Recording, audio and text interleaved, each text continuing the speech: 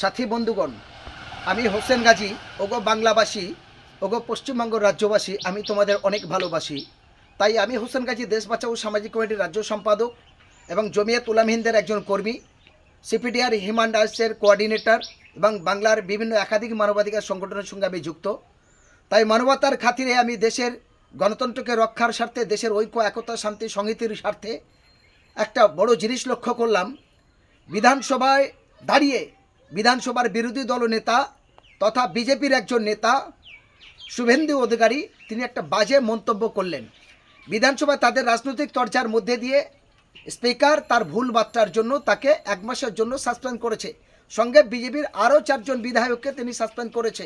সেটা তাদের রাজনৈতিক ম্যাটার, তাদের ভুল ত্রুটিকে নিয়ে যাওয়া হচ্ছে, সেটা বিধানসভার মধ্যে হবে।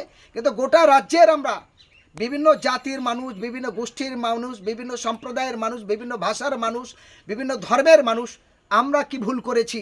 কেন আমাদের মধ্যে বিভাজন তৈরি হবে? কেন আমাদের মধ্যে তকমা লাগাবে শুভেন্দু অধিকারী?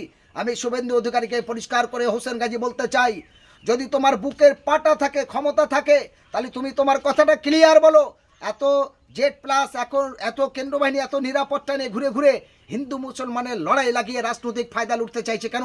রাজনৈতিকগতভাবে তাদের সঙ্গে মোকাবিলায় ব্যর্থ হয়েছ। ফলে এই শুভেন্দু অধিকারীকে আমি পরিষ্কার বলতে চাই, যদি বাপের বেটা হয়ে থাকো, শিশির অধিকারী সত্যিকারের যদি তুমি বাপের বেটা হয়ে থাকো, তাহলে তুমি সমস্ত সিকিউরিটি গার্ড নিরাপত্তা ছেড়ে তোমার মেদিনীপুরে ঘুরে দেখাও। মেদিনীপুরের মানুষ তোমাকে জুতো প্যাটা করে করে মুখে ছাল তুলে দেবে। তুমি বাংলার হিন্দু মুসলমানের দাঙ্গা লাগাতে চাও, বাংলার দলিত আদিবাসী সমস্ত মানুষের সঙ্গে দাঙ্গা লাগাতে চাই।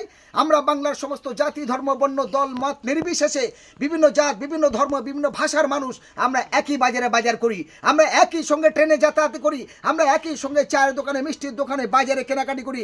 আমাদের সেই সুন্দর সম্প্রীতিকে তুমি ভেঙে চুরমার করে রাজনৈতিক ফায়দা লুটতে চাইছ। যে হে মোল্লার দল, এ মোল্লার মুখ্যমন্ত্রী, মনে রাখুন, ভারতবর্ষের কোনো প্রধানমন্ত্রী, কোনো মন্ত্রী হলে, কেন্দ্রীয় মন্ত্রী হোক, চাই রাজ্যের মন্ত্রী হোক, চাই রাজ্যের মুখ্যমন্ত্রী, চাই কেন্দ্রের মন্ত্রী হোক, তিনি ভারতবর্ষের আপমান সর্বসাধারণের মন্ত্রী। মুখ্যমন্ত্রী আমার একার নয়, আপনার একার নয়, হিন্দু, মুসলমান, দলিত, আদিবাসী, শিখ, ইসাই, যে একজন রাখাল, যে একজন লেবারের কাজ করে, যে সাইকেল চালানো মিস্ত্রি থেকে শুরু করে রাজমিস্ত্রি থেকে যে চাকরি করে, সকলার মুখ্যমন্ত্রী বলে সমস্ত জাতির, সমস্ত ধর্মের, সমস্ত বিশ্বাসের মানুষের। সেই জায়গায় দাঁড়িয়ে তুমি রাজনৈতিকগতভাবে মোকাবিলা না করে তুমি মুসলমানদের নামে, এর আগে বললে জিহাদির বাচ্চা, এর আগে বলছো তুমি মুসলমানদের বাচ্চা, এদেরকে মুসলমানদের নামে তুমি সাম্প্রদায়িক কথাবার্তা বলে হিন্দু মুসলমানের মধ্যে একটা দাঙ্গা লাগাতে চাইছো।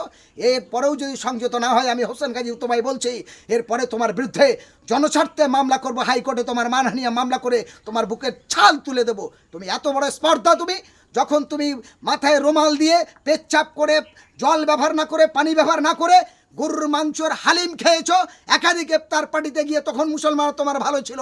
যেখানে গিয়ে খোদা হাফেজ মাশাল্লাহ বলেছো, তহসিল দিকের বাড়ি গেছো, সারা বাংলায় মুসলমানদের ইফতারি পার্টিতে তুমি গিয়ে রোজা না করে ইফতারের পার্টিতে বসে গরুর মাংসর হালিম খেয়েছো, তখন তোমার মজা লেগেছে। আর আজ সেই মুসলমানদেরকে তুমি বিজেপি করার স্বার্থের জন্য বাংলাতে হিন্দু মুসলমান বিভাজন তৈরি করে বিজেপিকে ক্ষমতা আনার লক্ষ্যে নিয়ে আজ মানুষের মধ্যে বিভাজন তৈরি করছো, মানুষের মধ্যে দাঙ্গা লাগাতে চাইছো। আমি হোসেন গাজী হুঁশিয়ারি দিয়ে বলছি, বাপের বেটা হলে তোমার নিরাপত্তা ছেড়ে তোমার মেদিনীপুরে তুমি একা ঘুরে দেখাও। মেদিনীপুরের হিন্দু, মুসলমান, দলিত, আদিবাসী তোমাকে জুতো পেটা করে মুখে ছাল তুলে দেবে। আমি এখান থেকে তোমাকে হুঁশিয়ারি দিয়ে বলছি, সাবধান হয়ে যাও। এরপরেও যদি কখনো মুসলমানের বিরুদ্ধে কথা বলো, তার তোমার বিরুদ্ধে হাইকোর্টে মামলা করব, তোমার রাজনৈতিক বাইকাটের বিরুদ্ধে মামলা করব। তুমি যেখানে যাবে সেখানে বাংলার মানুষ তোমার বিরুদ্ধে কালো পতাকা দেখবে।